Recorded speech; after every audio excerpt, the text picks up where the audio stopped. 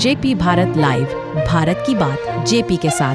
पश्चिम बंगाल में रविवार को कड़ी सुरक्षा और व्यवस्था के साथ सुबह 10 बजे से एसएससी का एग्जाम शुरू हुआ, जो एग्जाम दोपहर 1:30 बजे तक चला। बंगाल में एसएससी का यह एग्जाम 9 वर्ष के बाद दूसरी बार हुआ, जिस एग्जाम में बंगाल ही नहीं बल्कि अन्य राज्यों से भी आए करीबन 2,45,500 परीक्षार्थियों ने भाग लिया। यह एग्जाम राज्य के करीब 478 केंद्रों पर हो रहा था।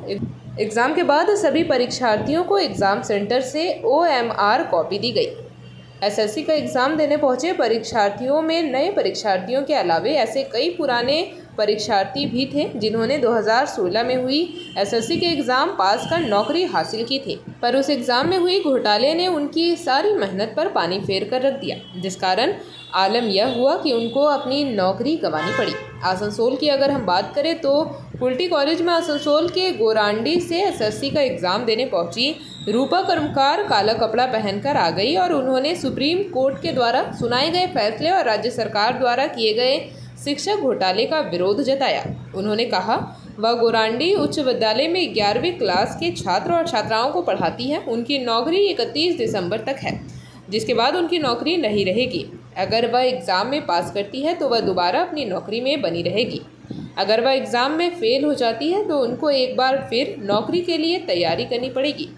उन्होंने बेहद दुख जताते हुए कहा कि उनको अच्छे नंबरों के साथ एग्ज़ाम पास करने के बाद भी उन्हें दोबारा खुद को एग्ज़ाम देकर यह साबित करना पड़ रहा है कि वह इस नौकरी के लिए योग्य उम्मीदवार है।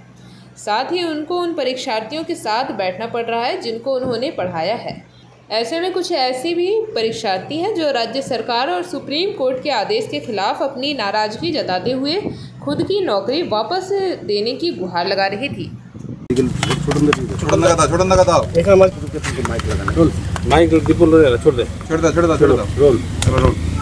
বলছি আপনি তো একজন টিচার ছিলেন, পরীক্ষা দিচ্ছেন, প্রতিবাদী মুখ্য ছিলেন আন্দোলনে, কি বলবেন আজকে? হ্যাঁ, আমি টিচার ছিলাম এবং এখনও আগামী ডিসেম্বরের 31 তারিখ পর্যন্ত আমি চাকরিরতা। তো তার সত্ত্বেও আমাকে কিন্তু আরেকবার পরীক্ষাতে নিজের যোগ্যতার প্রমাণ দিতে হচ্ছে। রাজ্য সরকার তথা রাজ্য সরকারের বিভিন্ন যে দুর্নীতিপরায়ণ দপ্তর, এসএসসি, মধ্যশিক্ষা পর্ষদ এবং তার সঙ্গে আমাদের যে জুডিশিয়ারি সিস্টেম, সর্বোচ্চ বিচারালয়, সেটা হচ্ছে সুপ্রিম কোর্ট, তার অন্যায়পূর্ণ যে একটি বিচার ব্যবস্থার রায়, সেই রায়ের কারণে আজকে কিন্তু আমাকে একজন চাকরিরতা হয়েও আবার আমার যোগ্যতার প্রমাণ দিয়ে আমাকে নিজেকে প্রমাণিত করতে হচ্ছে।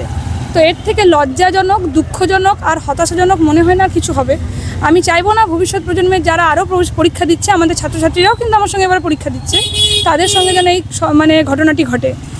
অত্যন্ত হতাশাগ্রস্ত আমরা এবং তীব্র ধিক্কার জানাচ্ছি বিচার ব্যবস্থাকে এবং যার প্রতি মানুষ ন্যায়ালয়ে গিয়ে ন্যায় পাওয়ার জন্য যেখানে মানুষ আশা রাখে, সেই ন্যায়ালয় কিন্তু আজকে নিরপরাধদেরকে কোনোরকম ন্যায় দিতে পারলো না, ব্যর্থ। এবং তার সঙ্গে এই ব্যর্থ আমাদের রাজ্য সরকার। আবার পরীক্ষা দিচ্ছেন, আবার কি নিয়োগ স্বচ্ছ হবে, কি মনে করছেন? দেখুন, পরীক্ষাটা তো গতবারে পরীক্ষার্থীদের তরফ থেকে স্বচ্ছভাবে দেওয়া হয়েছিল, না কোশ্চেন বেরিয়েছিল, না কোথাও কোনো সমস্যা হয়েছিল পরীক্ষা কেন্দ্রে। সমস্যাটা কোথায় হয়েছিল সেটা হচ্ছে সে রাজ্য সরকারের বিশেষ দপ্তরে, সে ক্লোজ ডোরের ভেতরে সমস্যাটি কিন্তু হয়েছিল।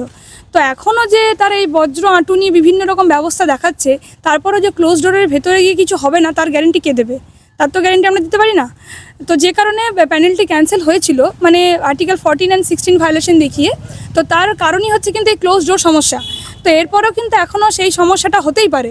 আর দ্বিতীয়ত হচ্ছে আমরা একেবারে আশাবাদী নই, কারণ রাজ্য সরকার তার যে পদ্ধতি এখনও পর্যন্ত রয়েছে এবং এই দুর্নীতি তার যে এখনও সেই দুর্নীতির সঙ্গেই রয়েছে, তার ফলে কিন্তু আমরা এখনও আশাবাদী হতে পারছি না। কালো পোশাক পরিধান আজকে দেখুন, কালো হচ্ছে একটা অশুভের প্রতীক, শুভর প্রতীক কিন্তু নয়।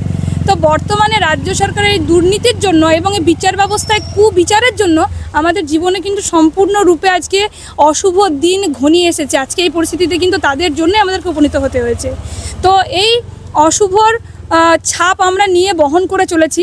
আমরা কিন্তু এতদিন রাস্তায় আন্দোলন করেছি, রাস্তায় পড়ে থেকেছি এবং তারই প্রতীক হিসেবে আজকে আমরাও কিন্তু একটি প্রতিবাদ কর্মসূচি পালন করছি। সেই জন্য আমরা তার প্রতীক হিসেবে কালো পোশাক বা কালো রঙকে ব্যবহার করছি। আপনি তো স্কুলের টিচার রয়েছেন এখনো, আপনি পরীক্ষার সময় আপনাদের পরীক্ষা নিয়েছেন, আজকে পরীক্ষা দিচ্ছেন, আপনি লজ্জাজনক এটাই আমার কাছে যে আজকে আমি আমার ছাত্রছাত্রীদেরকে হয়তো আমি হয়তো আজকে ইনভিজিলেটর হিসেবে থাকতাম, তার জায়গায় আমাকে এখানে একজন পরীক্ষার্থী হিসেবে বসতে হচ্ছে। আমি আমার ছাত্রছাত্রীদের উৎসাহ দিতাম, তাদেরকে আমি বিভিন্ন রকমভাবে সহযোগিতা করতাম, তাদেরকে আমি পথ দেখাতাম যে ভালোভাবে যাতে তারাও উত্তীর্ণ হয়ে আমি একজন শিক্ষক, তারাও একজন শিক্ষক হতে পারে। কিন্তু সেই লজ্জাজনক পরিস্থিতির মধ্যে আজকে কিন্তু আমাদেরকে ফেলা হয়েছে, জোর করে বসানো হয়েছে। আজকে যদি কেউ আমাদের মধ্যে থেকে যারা যোগ্য শিক্ষক শিক্ষিকা রয়েছেন এখনও চাকরিরত ডিসেম্বরের পর্যন্ত, কেউ যদি কোনো কারণে পাস না করতে পারে, তার দায় কে নেবে? তার দায় কি রাজ্য সরকার নেবে? কিন্তু তাকে নিতে হবে, কারণ তার দুর্নীতির জন্যই আজকে আমাদেরকে এই পর্যায়ে নামিয়ে নিয়ে এসেছে তারা। আজকে তাদের ভবিষ্যৎ যদি অন্ধকার হয়, তার দায়িত্ব কিন্তু সে রাজ্য সরকারকে নিতে হবে। কি করে তিনি নেবেন সে তার ব্যাপার। রূপা কর্মকার, বর্তমানে আমি গৌরাঙ্গী আরকেএস ইনস্টিটিউশনে চাকরিরতা। কতটা আশাবাদী আছে? 9 বছর পর এসএসসি পরীক্ষা হচ্ছে, কোশ্চেন পেপার যেমন এলো খুব কড়াকড়িভাবে, সেমনি রিক্রুটমেন্টটা যদি কড়াকড়ি করে হয়, ট্রু আর ফেথফুলি হয়, তাহলে আমরাও রিক্রুটমেন্টটা পেতে পারি। এটাই আশা, যে রিক্রুটমেন্টটা স্বচ্ছ হয়, এটাই আশা করি মুখ্যমন্ত্রীর কাছে। কড়াকড়ি আছে, নিরাপত্তা ঠিকঠাক আছে, কিন্তু রিক্রুটমেন্টের সময় সেমনি স্বচ্ছভাবে নিয়োগ হোক, এটাই চাই। আপনার নাম? রূপক দাস। আশাবাদী আছি, দীর্ঘ 9 বছর পর হচ্ছে, খুব কড়াকড়ি হচ্ছে, কোশ্চেন পেপার এলো খুব কড়াকড়িভাবে, সব চেক হচ্ছে ঠিক মতো। এবার যদি রিক্রুটমেন্টটা ঠিক করে হয় তাহলে খুবই আশাবাদী, ঠিকই আছে। মুখ্যমন্ত্রীর কাছে এটাই অনুরোধ করবো যেন ঠিক মতো হয়। আবার যদি কেউ কেস করে দেয় তাহলে আবার ঝুলে পড়বে, তাই মুখ্যমন্ত্রীর আবেদন যেন স্বচ্ছভাবে পরীক্ষাটা হয়, এটাই আমার বিনীত অনুরোধ। সন্দেহ হয়ে যাচ্ছে যদি কেস করে দেয়, সেটাই সন্দেহ হচ্ছে, কিন্তু দেখা যাক, মুখ্যমন্ত্রীর কাছে ভরসা আছে, দেখা যাক কি হয়। আপনার নাম? আকাশ অধিকারী। जेपी भारत लाइव, भारत की बात जेपी के साथ। वीडियो को लाइक करें, शेयर करें और चैनल को सब्सक्राइब करें।